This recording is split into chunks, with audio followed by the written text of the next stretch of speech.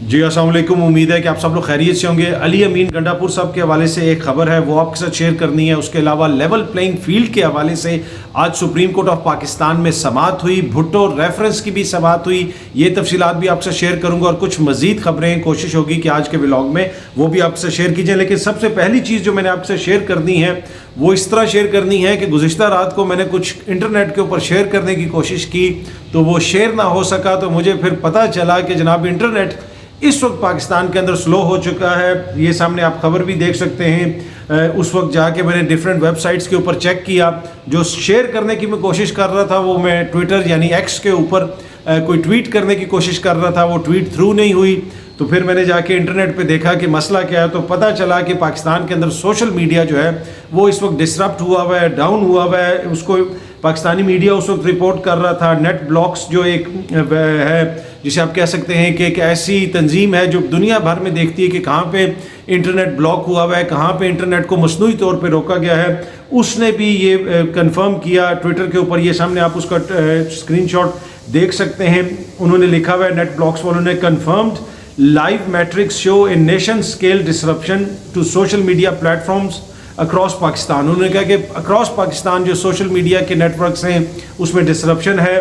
اس میں ایکس کا انہوں نے ذکر کیا، فیس بک کا ذکر کیا، انسٹاگرام کا ذکر کیا، یوٹیوب کا ذکر کیا، اور دیگر بھی چیزوں کا ذکر کیا۔ اچھا، اس کے ساتھ ساتھ انہوں نے یہ بھی لکھا کہ جو پرائم منسٹر عمران خان ہے، سابق پرائم منسٹر عمران خان صاحب، ان کی پارٹی نے آج کوئی الیکشن فنڈ ریزنگ کرنی تھی، تو اس وجہ سے جناب کہا جا رہا ہے کہ یہ سب کچھ جو ہے روکا گیا ہے۔ اب بین الاقوامی میڈیا بھی اس کو رپورٹ کر رہا ہے۔ اگر اس وقت بھی آپ جا کے گوگل کریں تو آپ کو نظر آئے گا، وائس آف امریکہ کی یہ سامنے خبر ہے، Pakistan restricts internet access amid rare opposition online rally. یہ کون سی خبر ہے؟ یہ وہ خبر ہے جو 17 دسمبر کو لگی تھی، اور آپ کو یاد ہے کہ پہلے ایک آن لائن ریلی ہونی تھی پاکستان تحریک انصاف کی، تو اس دن بھی اسی قسم کے حالات کا سامنا تھا، اسی قسم کی چیزیں تھی کہ انٹرنیٹ جو ہے بلاک ہوا ہوا تھا۔ اب دوبارہ آج کی اگر آپ خبر دیکھیں، فرانس 24 کی، فرانس کے یہ نیوز ادارہ ہے، اس کی خبر ہے۔ خبر کے مطابق Pakistan internet disrupted as opposition launches election campaign. ٹھیک ہے، اس وقت جناب ان لوگوں نے، اس وقت یہ ہوا تھا کہ وہ انہوں نے ریلی کرنی تھی تو اس وقت ڈسرپٹ ہو گیا۔ اب یہ وہ فنڈ ریزنگ وغیرہ کر رہے ہیں، یہ پاکستان تحریک انصاف کے حوالے سے پورا اس خبر کے اندر لکھا ہوا ہے۔ اس کے ساتھ ساتھ اب یہ دوبارہ یہ خبر جو ہے گزشتہ رات لگائی وائس آف امریکہ نے کہ جناب اب اگین جو ہے سوشل میڈیا پلیٹ فارمز جو ہیں ان کو بلاک کیا گیا ہے، اور وجہ کیا بتائی گئی کہ پاکستان تحریک انصاف کی جو فنڈ ریزنگ ہے، الیکشن کمپین ہے، اس کی وجہ سے جناب انٹرنیٹ کو ڈسرپٹ کیا گیا۔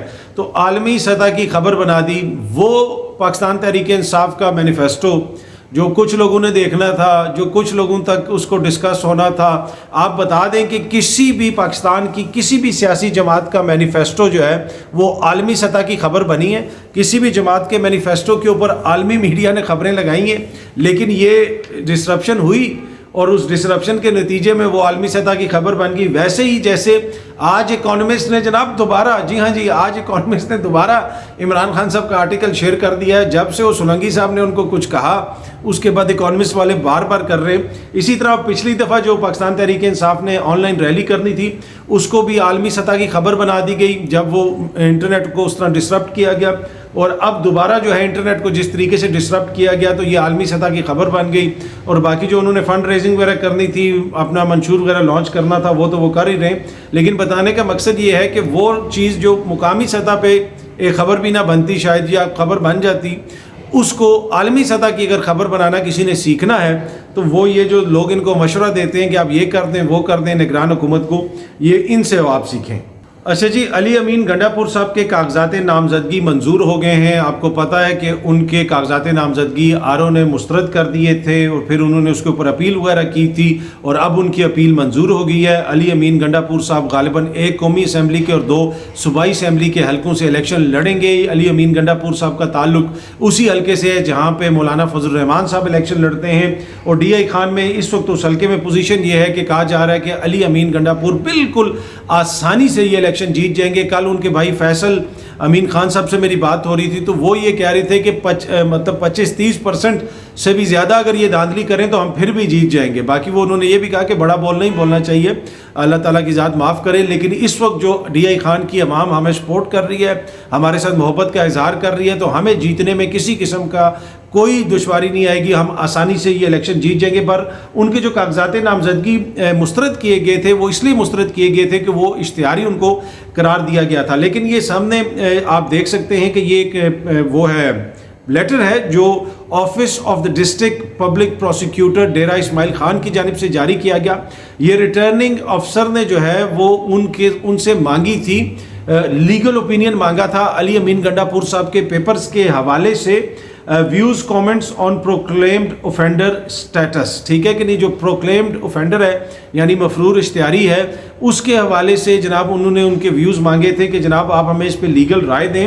اور اس میں یہ کہا گیا تھا, جو لیگل رائے دی گئی تھی اس میں یہ کہا گیا تھا کہ جناب کیونکہ ان کی ضمانت ہو چکی ہوئی ہے تو اس وجہ سے جب تک کیس کا حتمی فیصلہ نہ ہو جائے ان کو آپ اشتہاری نہیں قرار دے سکتے. یہ باقاعدہ اس لیٹر کے اندر لکھا ہوا تھا. لیکن اس کے باوجود ان کے کاغذات نامزدگی مسترد ہو گئے تھے اور اب ان کے کاغذات نامزدگی اپیل کے اوپر منظور کر لیے گئے ہیں. ویسے ان کے بھائی کے اور ان کی اہلیہ کے اور ان کے غالباً ایک اور فیملی ممبر کے بھی کاغذات نامزدگی ویسے ہی منظور ہو چکے ہیں. اچھا جی, لیول پلینگ فیلڈ کے حوالے سے بھی آج سپریم کورٹ آف پاکستان میں سماعت ہوئی. وہاں پہ لطیف کھوسہ صاحب نے مقدمہ پیش کیا. بہت سارے لوگ اس کے حوالے سے اب یہ کہہ رہے ہیں کہ جی مقدمہ صحیح طریقے سے پیش نہیں کیا گیا, یہ نہیں ہوا, وہ نہیں ہوا. دوسرا مقدمہ جو امپورٹنٹ نوعیت کا وہاں پہ چل رہا تھا وہ ذوالفقار علی بھٹو صاحب کے کیس کے حوالے سے صدارتی ریفرنس کی سماعت ہوئی. اس کے اندر ایک ویڈیو بھی چلائی گئی, اس کے اندر کسی کتاب کا حوالہ وغیرہ بھی دیا گیا اور وہ USB کے اوپر وہ چلا. جسٹس نسیم حسن شاہ صاحب کا جو انٹرویو تھا وہ چلا. اب لیکن دوسری طرف جو سردار لطیف کھوسہ صاحب بار بار کسی CD کا ذکر کرتے ہیں کہ جناب وہ ہمارے پاس CD موجود ہے لیکن اس کو چلانے کی اجازت نہیں مل رہی for some reason. Even though کہ آج جسٹس مسرت حلالی صاحبہ نے جو ہے انہوں نے یہ بھی کہا کہ ہم نے ٹی وی پہ دیکھا ہے کہ جی کاغذات نامزدگی چھینے گئے, یہ ہوا وہ ہوا, ہم نے ٹی وی پہ دیکھا ہے. جسٹس مسرت حلالی صاحبہ نے 2-3 بار یہ بات کہی اسی ایک جملے کے اندر کہ جناب ہم نے ٹی وی کے اوپر دیکھا ہے, لیکن اس کے باوجود وہ CD چلانے کی وہاں پہ اجازت نہیں دی گئی. دوسری طرف جو بھٹو صاحب کے حوالے سے ریفرنس ہے اس میں وہاں پہ CD چلی, USB سے وہ چیزیں چلی. اس کے اوپر ایڈوکیٹ عبدالغفار صاحب جو ہیں انہوں نے اپنے ٹویٹر اکاؤنٹ کے اوپر بھی یہ لکھا ہوا ہے کہ سپریم کورٹ میں آج ایک ہی وقت پر 2 مقدمات کی سماعت ہو رہی ہے. ایک بلاول زرداری کے جو بھٹو ریفرنس ہے, دوسری Imran Khan PTI level playing field پر. PTI کے وکیل نے کہا کہ ویڈیو ثبوت ہیں, جو ہمارے ساتھ ہو رہا ہے ساری دنیا دیکھ رہی ہے. عدالت بولی ہم نہیں دیکھ رہے, ساری دنیا والی باتوں کا ہمارے پاس حل نہیں. جبکہ بلاول کے مقدمہ میں سابق چیف جسٹس کا انٹرویو بھی چلایا, USB بھی چلی اور کتاب بھی دیکھی گئی. جب اندر لیول پلینگ فیلڈ نہیں تو باہر کیا لیول پلینگ فیلڈ دینی ہے, کسی نے کیا دینی ہے. یہ ان کا اعتراض ہے. اس کے اوپر آپ اس سے ایگری کر سکتے ہیں, ڈس ایگری کر سکتے ہیں. 2 مختلف نوعیت کے مقدمات ہیں. پر اینی وے اس طرح کی بات جو ہے نعیم حیدر جو پنجوتا ہیں انہوں نے بھی کی, اس لیے کہ جس طرح میں نے عرض کیا کہ تنقید ہو رہی ہے کہ جی پاکستان تحریک انصاف کے جو وکلا ہیں انہوں نے یہ چیز پیش نہیں کی, وہ چیز پیش نہیں کی. ان کا یہ موقف ہے کہ جناب ہماری بات ہی نہیں سنی جاتی, ہم ابھی بات ہی شروع کرتے ہیں تو آگے سے چیف جسٹس صاحب ہمیں ٹوک دیتے ہیں, اس طرف جانے نہیں دیتے. چھوٹی سی بات کریں تو کہتے ہیں یہ سیاسی بات ہو رہی ہے, یہ وہ بات ہو رہی ہے. باقی مارشل لاء کا ذکر بھی ہوتا ہے, لیڈرز کا بھی ذکر ہوتا ہے, سب کچھ ہوتا ہے, لیکن جو ہی ہم کوئی بات کرتے ہیں ہمیں ٹوک دیا جاتا ہے. نعیم حیدر پنجوتا جو عمران خان صاحب کے وکیل ہیں انہوں نے لکھا کہ تنقید جو لیگل ٹیم پہ تنقید ہو رہی ہے اس کے حوالے سے انہوں نے ٹویٹر کے اوپر لکھا, تنقید کرنا بہت آسان ہے اور ہم ہمیشہ ویلکم کرتے ہیں کہ جناب تنقید ہو, لیکن ہر قانونی اور دستاویزی بات پر جج صاحب نے بات پلٹی. MPO آرڈرز اور تمام زیادتیاں دستاویزی صورت میں ریکارڈ پر موجود ہیں, لیکن جج صاحب نے کسی دستاویزی ثبوت کی طرف جانے کی اجازت نہیں دی. ویڈیو کا آخری تاریخ پر بھی کہا گیا لیکن وہ انہوں نے سننے سے انکار کیا. جب بھی ظلم زیادتی کی بات کی چیف جسٹس صاحب نے کہا یہ عدالت ہے, میڈیا نہیں, آپ سیاسی بات کر رہے ہیں. مجھے ظلم اور زیادتی بتانے کی کوشش ہوئی اور انہوں نے کہا کہ یہ سیاسی بات ہے, یہ میں نہیں سنوں گا. اور اگر MPO کی بات ہوئی تو کہا گیا کہ وہ چیلنج کریں. پھر بتایا گیا کہ ہر MPO کو چیلنج کیا گیا ہے, لیکن بار بار ہمارے لوگوں کو اٹھایا گیا. MPO کے تحت کسی اور جماعت کے کسی اور شخص کے ساتھ ایسا کیوں نہیں کیا گیا, MPO کے تحت کیوں نہیں ان کو گرفتار کیا گیا. پھر کہا گیا کہ یہ بات نہ کریں, سادہ بات کروں. اگر کسی اور کیس میں نواز شریف کی اہل قرار دینے یا چھوٹی چھوٹی بات پر سوموٹو یا کبھی دھرنا کیس, کبھی اور کوئی اور کیس کو خود سے الگ سماعت کرنا اہم ہے, تو یہ پورے ملک میں ظلم و جبر ہو رہا ہے, اس پر سوموٹو کیوں نہیں لیا گیا. اور پھر کیس جب دائر کیا گیا ہے تو جیسے آج اور آخری تاریخ میں کھوسہ صاحب کے ساتھ رویہ تھا اور بات ہی نہیں سنی جا رہی تھی. کیا ہم بھیڑ بکریاں ہیں جو ہمیں سمجھ نہیں آ رہی؟ یہ انہوں نے کہا ہے کہ جناب دیگر کیسز کو وہ ڈیفرنٹ طریقے سے سنتے ہیں. چیف جسٹس قاضی فائز عیسیٰ صاحب اور ہمارے کیس کے حوالے سے ان کا رویہ جو ہے وہ مناسب نہیں ہے. یہ نعیم حیدر پنجوتھا جو عمران خان صاحب کے وکیل ہیں انہوں نے یہ کہا. اب آپ اس سے ڈس ایگری کریں یا ایگری کریں یہ ایک الگ بحث ہے.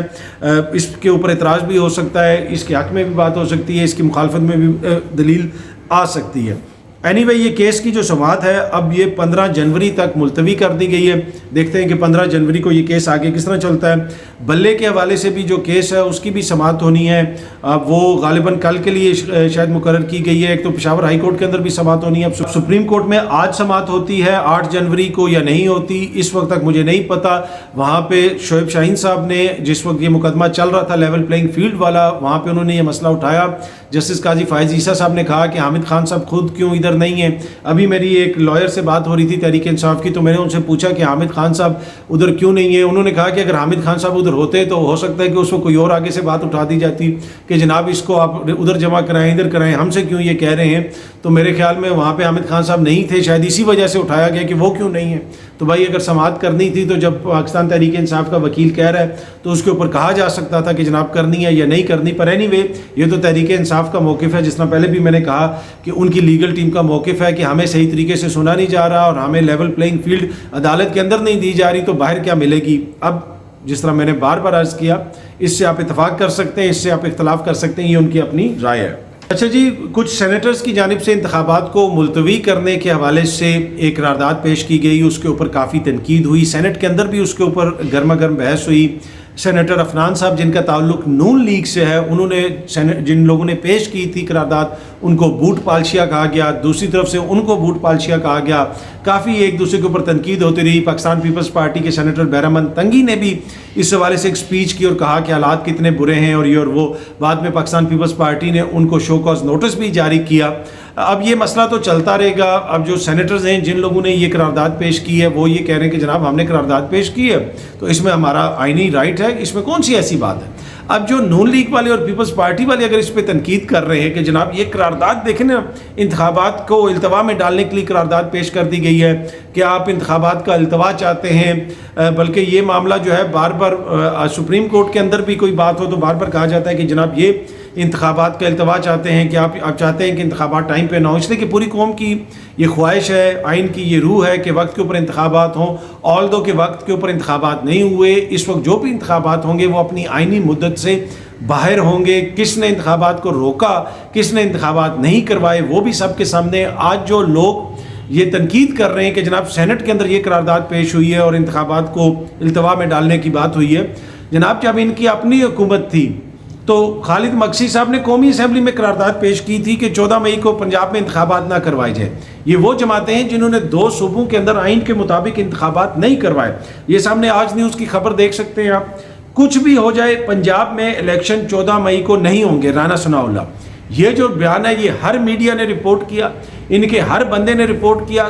قومی اسمبلی کے اندر کھڑے ہو کے کیا کہا سینیٹر اسحاق ڈار صاحب نے, واٹ الیکشنز, اگر الیکشن کچھ دن آگے ہو جائیں گے تو کیا ہوگا.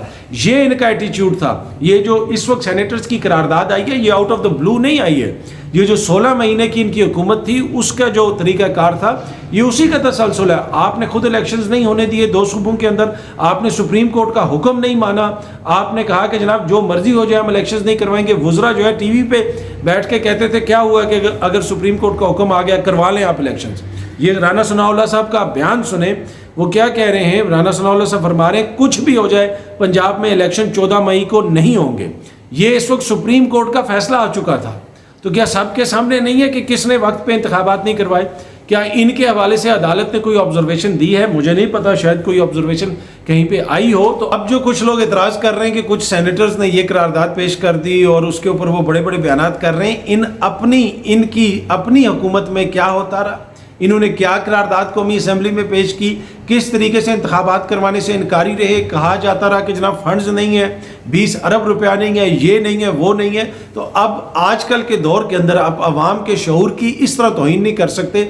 जो कुछ हो रहा है अवाम सामने देख रही है, जो इलेक्शन कमीशन कर रहा है, जो सियासी जमातें कर रही हैं, जो मुकदमात चल रहे हैं, जो कुछ हो रहा है अवाम सामने देख रही है और वो अपना माइंड खुद बनाएगी, ये सारी इन्फॉर्मेशन देखेगी, इस इन्फॉर्मेशन को प्रोसेस करेगी और उसके मुताबिक उनके जहन में जो चीज़ मुनासिब समझेंगे उनका जहन, उसको वो कहेंगे कि जनाब ये ठीक है और ये गलत है। बाकी जिस तरह मैंने पहले भी अर्ज़ किया कि आज भी अदालत के अंदर इलेक्शंस में लेवल प्लेइंग फील्ड के हवाले से समाअत हुई और उसके अंदर मुख्तलिफ चीज़ें आई। वहाँ पे काजी साहब ने यह भी पूछा कि क्या PTI चाहती है कि तमाम उम्मीदवारों के उनके कागजात नामजदगी मंजूर कर लें, ये तो नहीं हो सकता। अच्छा, उसके अलावा काजी साहब ने अदालत में यह भी कहा कि इलेक्शन कमीशन ऑफ पाकिस्तान एक आईनी इदारा है, उसके खिलाफ बगैर किसी सबूत के आप इल्ज़ामात ना लगाएं। ये उन्होंने पाकिस्तान तहरीक इंसाफ के वकील को वहाँ पे कहा।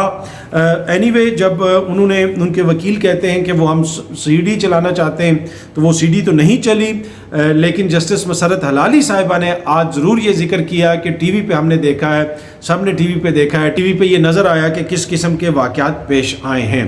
जो भी इन मुकदमात में मज़ीद पेशरफ्त होती है, जिस तरह भी चीज़ें आगे बढ़ती हैं, मेरी कोशिश होगी कि आपको अप टू डेट रखा जाए। बहुत जल्दी आपसे दोबारा मुलाकात होगी। Thank you very much.